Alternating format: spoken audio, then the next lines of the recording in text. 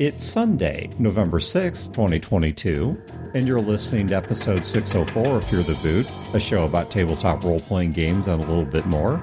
Running time for this episode is 34 minutes.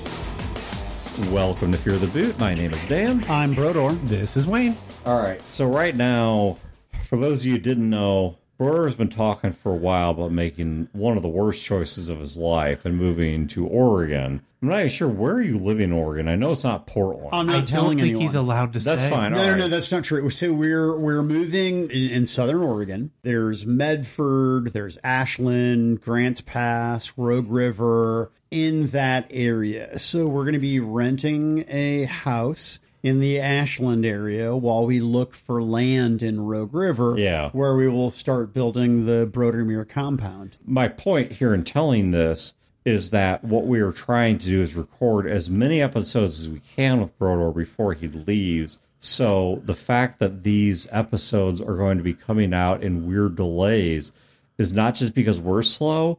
Like, we're recording, in some cases, 2 and 3 episodes a night. There may be things we talk about that are ancient history by the time they air. Now, Brodeur is not leaving the show completely, because once he moves up there, one of the things that we're going to do is tap some folks that we've had over the past, like Tex or a guy named DJ or whatnot, that are going to be joining us as long-distance hosts in a somewhat less edited format that will start supplementing our regular feed. So we'll see how that goes. Somewhat less edited. What does that mean, Dan? You know, like when I drop a "see you next Tuesday," is that going to get bleeped? Yeah, that's going to get bleeped. No, I don't mean like I'm going to stop editing out profanities. I just mean things like I can't clean up every little verbal stumble, because the problem is, in a remote episode, you don't have nearly the number of visual cues of people talking when they're about to take a break versus when they're done with an idea and such. Editing can add 20 to 30 IQ points. They're going to know what you really sound like. Yeah. Oh, my. That's the other great for thing. Sure, it's brutal. People have to own their stupidity, because editing a show takes about somewhere between 2 and 4 times recording length. You know, that's real life. I did not realize that equation was accurate. So a 30-minute show takes between 1 hour and 2 hours to edit. An hour show takes between 2 and 4 hours to edit. That's real life. That's just how it is. That is if you don't go down the rabbit hole of being a perfectionist, where you end up taking 2 hours for a 30-minute show. Oh, dude, I'm so deep down that rabbit hole. Yeah, I've done it, and certain people are easier to edit than others. I've edited some people that it took at least 6 to 7 times the time absolutely, to do. Man. We've talked about how the best players are game masters, and oftentimes the best podcasters are people that have to edit themselves because they correct their own mistakes. I'm super easy to edit, not because I'm so brilliant, but because I spend so much time editing that I have learned how not to be my own problem. Well, and I've said this before on the show as well, but your enunciation is amazing in terms of watching the lines on the little video meter. Well, and some the of tone, that, I don't want to say you're monotone, because you're not monotone, but the range of your tone doesn't get as out there as anyone else I edit. Certainly my range of volume does not. My worst offender on that is Johnny G. My second worst offender is actually Julia. Her range of volume is really messy. But anywho, that's not what we're going to talk about today. Brodeur, let's hear about your Titanic failures in life. Other than moving to Oregon, we're talking about your gaming ones. We want to know about failures you've already had. Yes. Wow. So I was going to say, forgive my stammering, because my failures are many. Right. To talk about all of the bad choices that I have made. We're talking specifically about your East Texas University. My Savage 53 Miskatonic University freshman year game. Yeah. So I've talked about it a bit on the show. I was running it for a while, and honestly, when it started, I had not been more excited for a game in a very, very long time. I've loved your stories. It sounded like it was an awesome game. It was. It really, really was great until the last 3 game sessions. And there's a lot that's going to go into it. And I recognize fully, before we get into anything, allow me to make the caveat that if I say something negative about a player or people at the table, I'm not crapping on them. I'm not trying to run them down. I'm not trying to denigrate myself. I'm simply saying, here are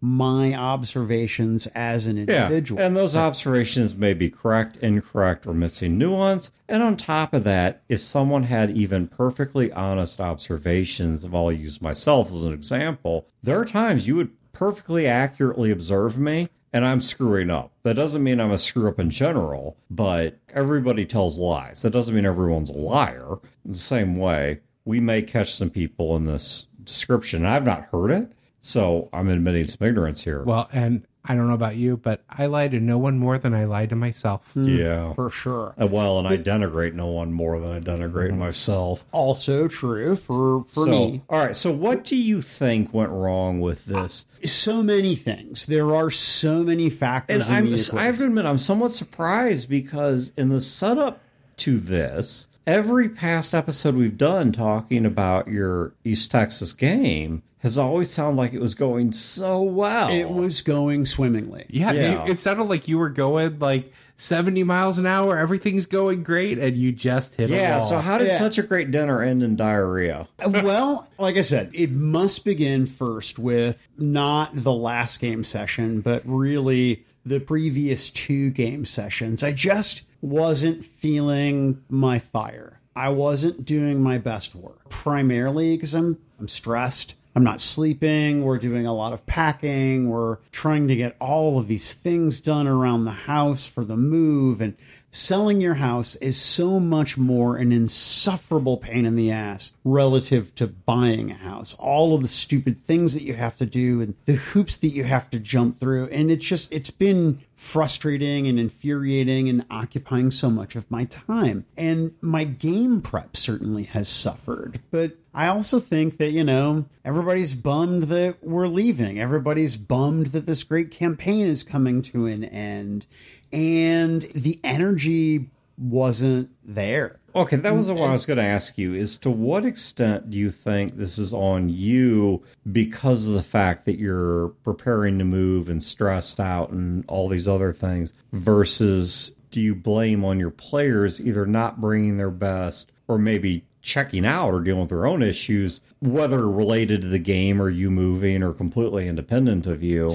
So, because that's the important thing, is blame storming. Right. So it doesn't matter how we fix this. Whose fault was it? It's too late to fix it. It's over. Yeah, exactly. But we can always post-mortem assign blame. I think ultimately it is my fault. And here is why I will say that. I didn't do enough preparation. I didn't put enough thought into the end of the game. I didn't put enough work into the hows and whys of the thing and the motivations of the villain, etc. I didn't do the work. But I didn't do the work, yes, but I did not say, I need help. I need direction. I need your assistance. Guys, please, where would you like this thing to go? But, I've really tried to overhaul my game mastering style since I've been on the show. And I try to allow some dysfunction at the table and let people make it their own thing. And I think that the reason why this game was going so well at first is because I did that. I stayed out of the story's way.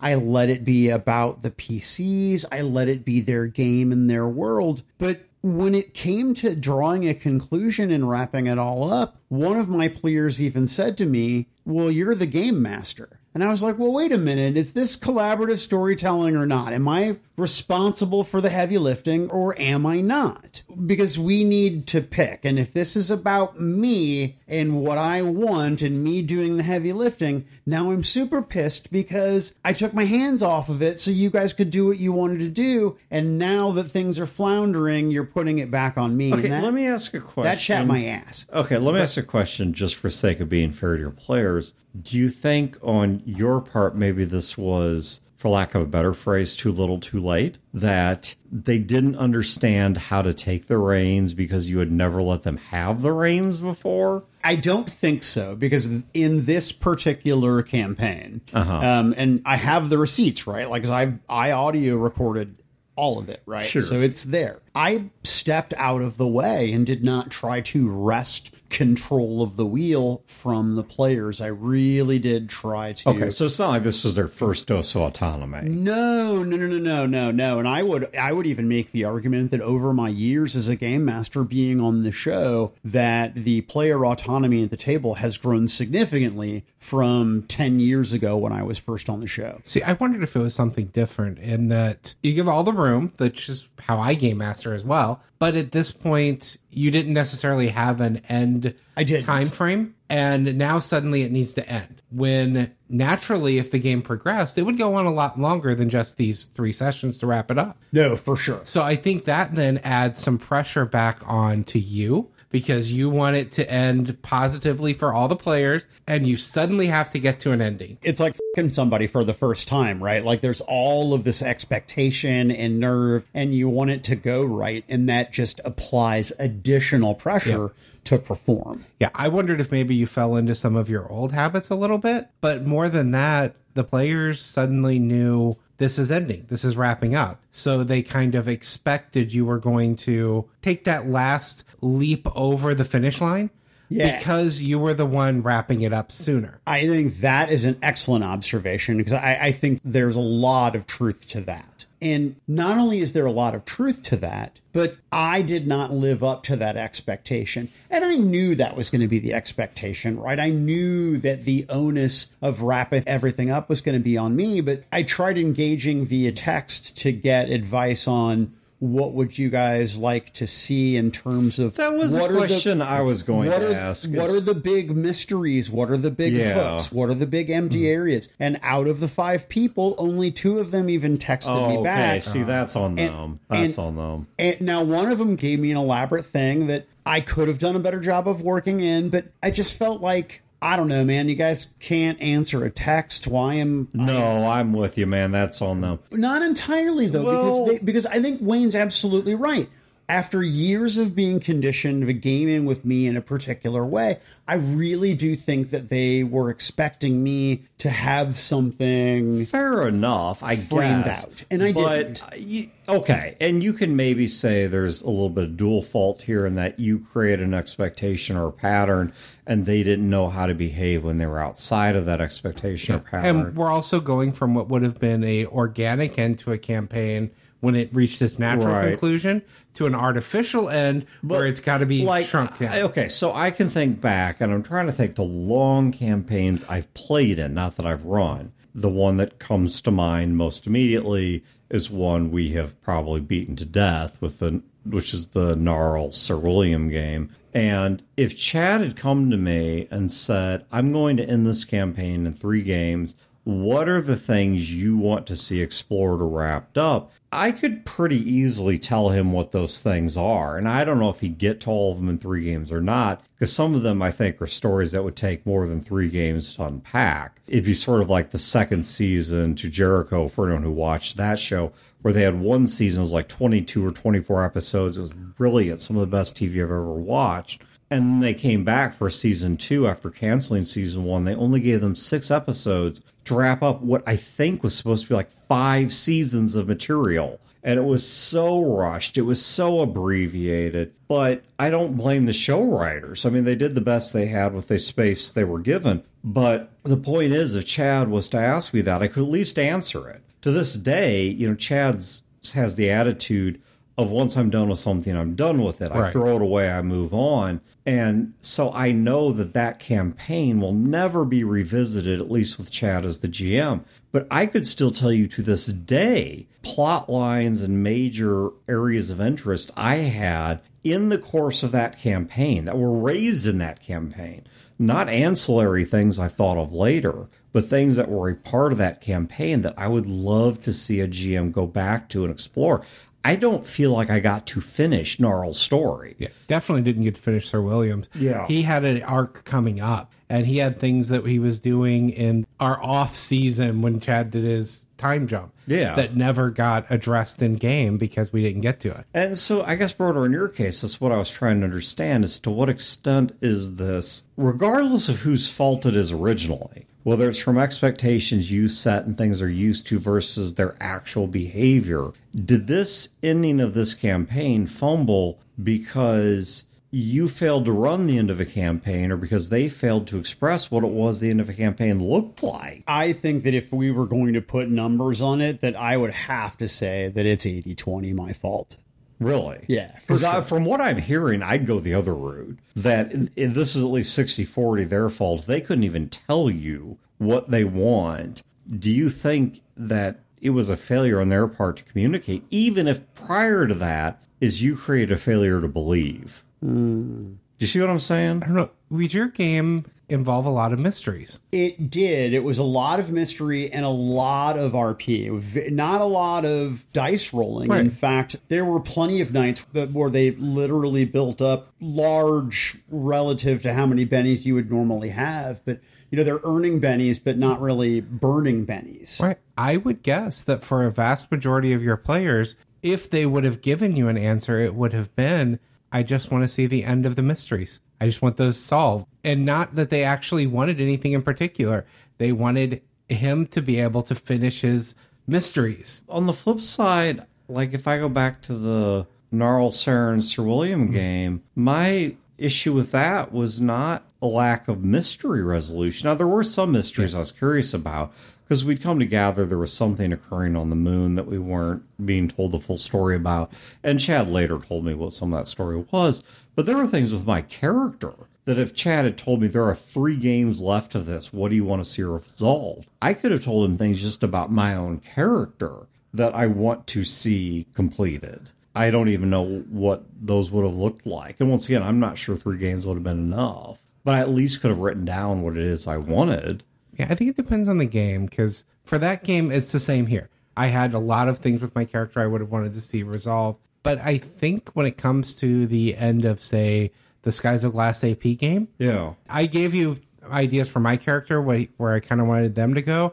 But my answers, generally, I wanted to see that story complete. Yeah, you want to see the end of the plot. It's a different kind of game. I don't know what your game was like. If it was more interested in their individual characters, or if it was their characters interacting with the mysteries. So I've got a side question on that, and I don't mean to interrupt you, though I'm totally going to do that, which is, did your players give you any feedback that was simply not usable? They said, I want to see this, this, and this wrapped up, but that just wasn't enough time. So, yes, one of the 2 players who gave me quite a bit to work with, had we been playing for another 6 months, it's something that I could have done an incredible amount with. But honestly, I think that if we'd been playing for another 6 months, I would have had a more natural, comfortable end to the game. In fact, I have never run a game before this one that had such a slow pace. And what I mean by that, in a 3 to 4 hour game session, we might complete 1 week of school. So there was so much involved with classes, extracurricular activities. Gracious, man, that sounds fast. Romances. I was thinking the same thing. Most games I've run, if in one session we complete a week of material, wow. No. But what if we complete a day, exactly. It's impressive. Exactly. But a week of class would mean, we've got this project, we've got this going on, we've got this drama, and we have this mystery. Now, there were some game sessions where, as you guys are suggesting, we didn't get more than a couple days done. But a week's worth of class is about what I would plan for, and there would be kind of a monster of the week or whatever sort of thing. Okay. So because we were moving at such a slow pace, one of the things that we did to get the game to a reasonable conclusion is go to the end of the year. And so I fast forwarded through several months of class. And so we got there inorganically. Yeah, I've had that happen in games before, and it always feels like there's a disconnect. Yeah. You come up with here's what happened, but it's never what would have actually happened. Yeah. It does feel a bit like a shotgun wedding. Yeah. All right. So I'm curious what else you did wrong. Well, let's see. We drank too much. Okay. There was definitely booze in the house that I was like, guys, let's pause on that. I'm serious here because that. When I say we, not just me. Right.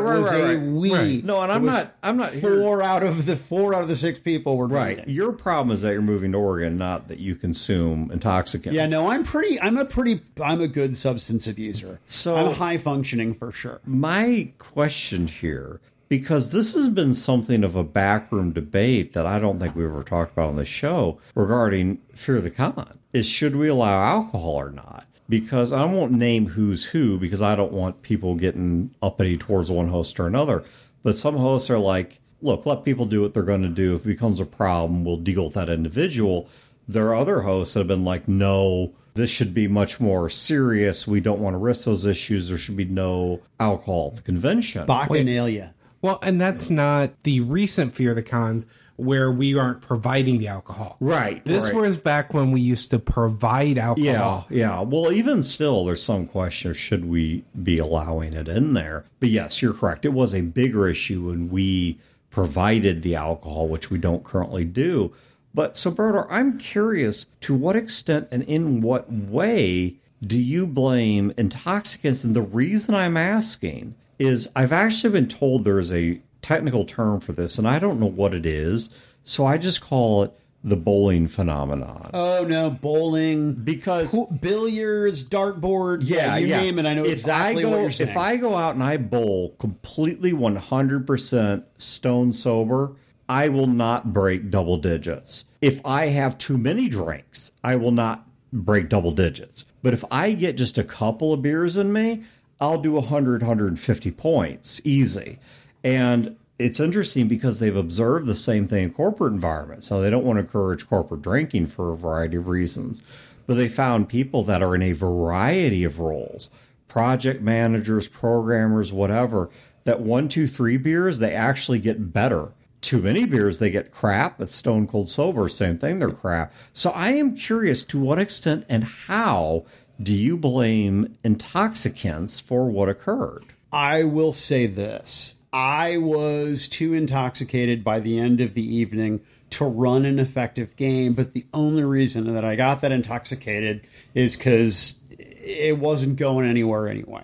Okay, so you were using the intoxicant as basically an anesthetic for the game crashing and burning. Yeah, and now I will concede that... Because like the Brodeur tell me anything system, tell me, what is that it? Require, you tell me system. Yeah, you tell me system. Requires alcohol. Yeah. I've got to say, the more crash and burn we went on the game that I played, the war game, the better it got.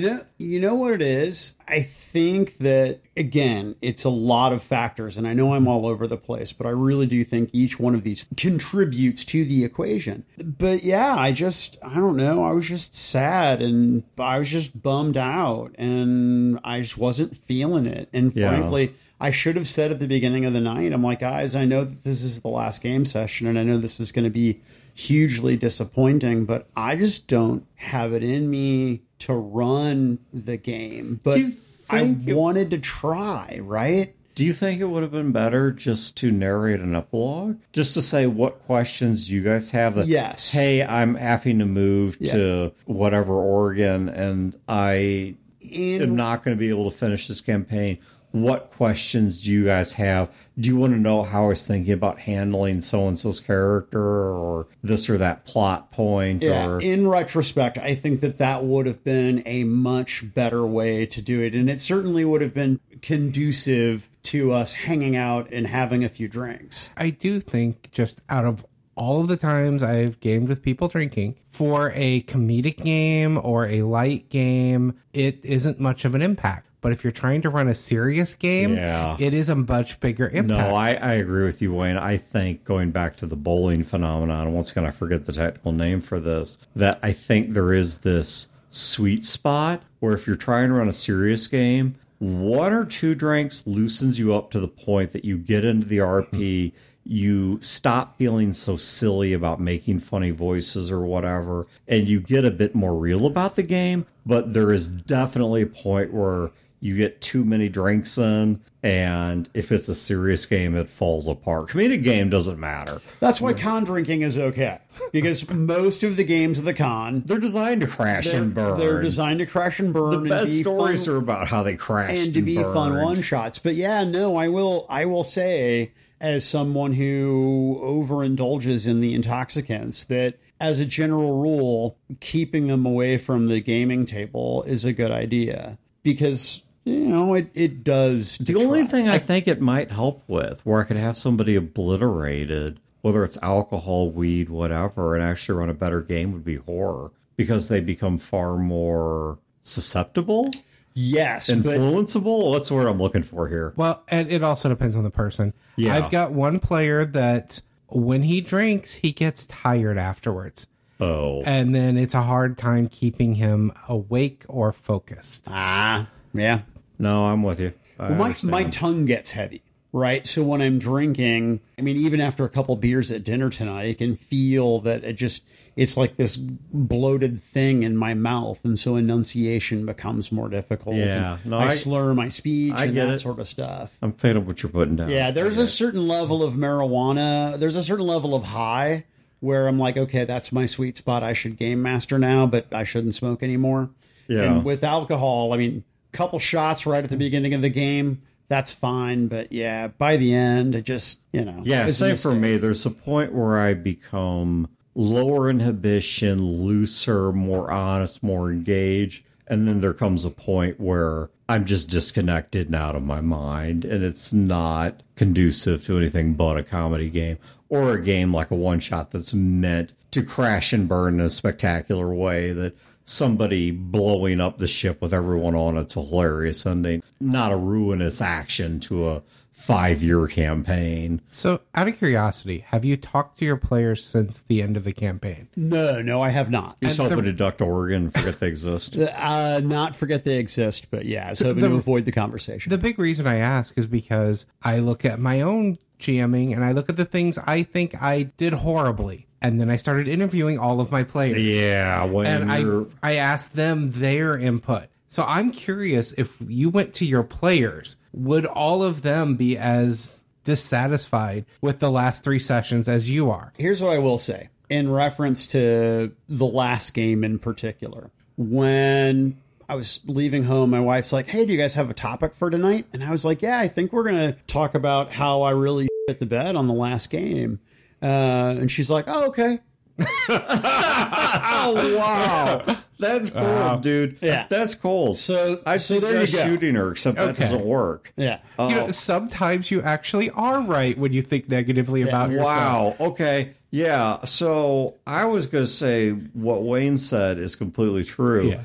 That sometimes you are neither as good nor as bad as you think you are. Because I will say in the aftermath of several campaigns I've run, I was on one page and I was shocked to find out the group was on a completely different page. There was that Battletech game where I wasn't feeling it, but apparently the entire group was, and I thought the whole thing was dead. And like, we're just treading water here. We're marionetting a corpse. And when I killed the campaign, everyone was like, dude, we were having tons of fun. Like, what were you thinking? And vice versa. I've killed some campaigns that I was really into, and the players like, thank God that's over.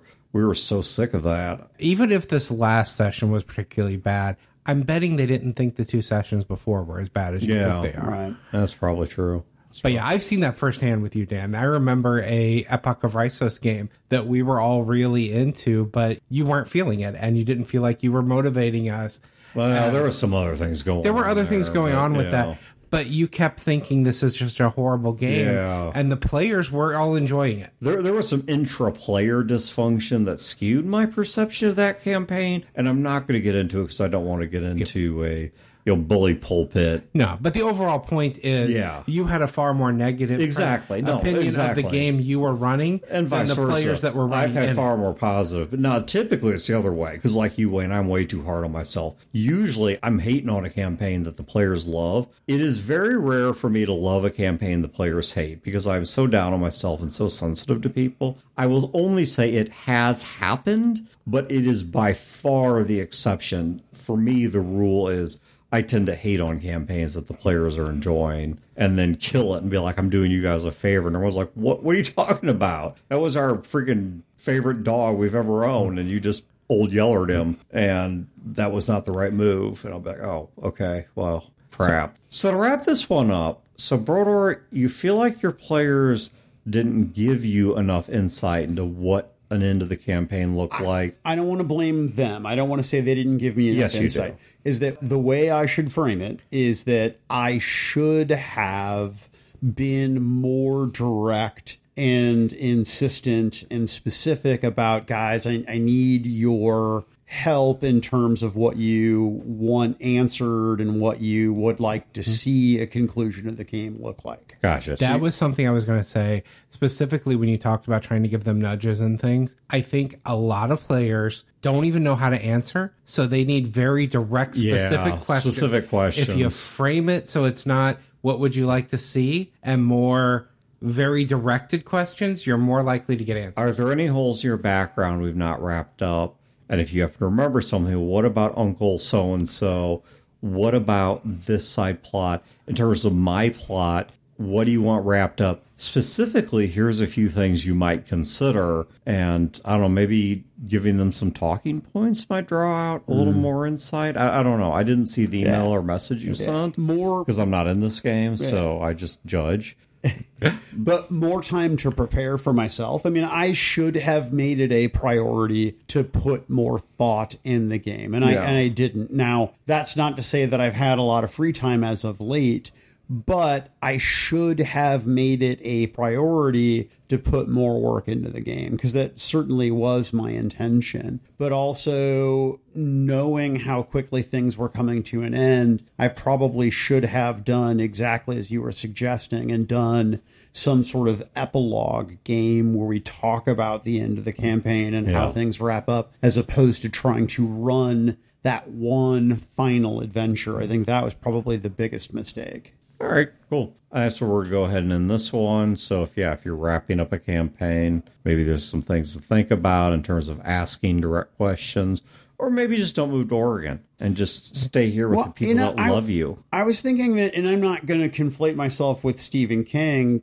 because he's a professional writer and I'm me, but I feel like sometimes I'm like Stephen King in that I get to an end and it's just not great. You don't know how to end a thing? Yeah, and I don't know how to end a thing. Yeah. Not always. I mean, but there are only a small number of games that I can look back on my game mastering career. Many games that I am proud of, but very few endings that I'm proud of. Oh, no, I know the answer for you, Brodeur. Kill your players. Then you don't have to worry about what happens to their characters. Wow. Well, see, I took a slightly different tack. That's a kick-ass horror movie right there. But, yeah, anywho... So there's maybe a whole separate show there in terms of how to end a campaign, which we've kind of talked about, but I don't know if we've ever talked directly to. But in the meantime, Brodeur will at least still be with us for one more. I will be one here or for two one more face-to-face recordings, and then we were still going to keep him in remote recordings. So Brodeur may be less frequently on the show, but he will still be on the show. And when his life crashes and burns in Oregon, you will still have to bleep the word.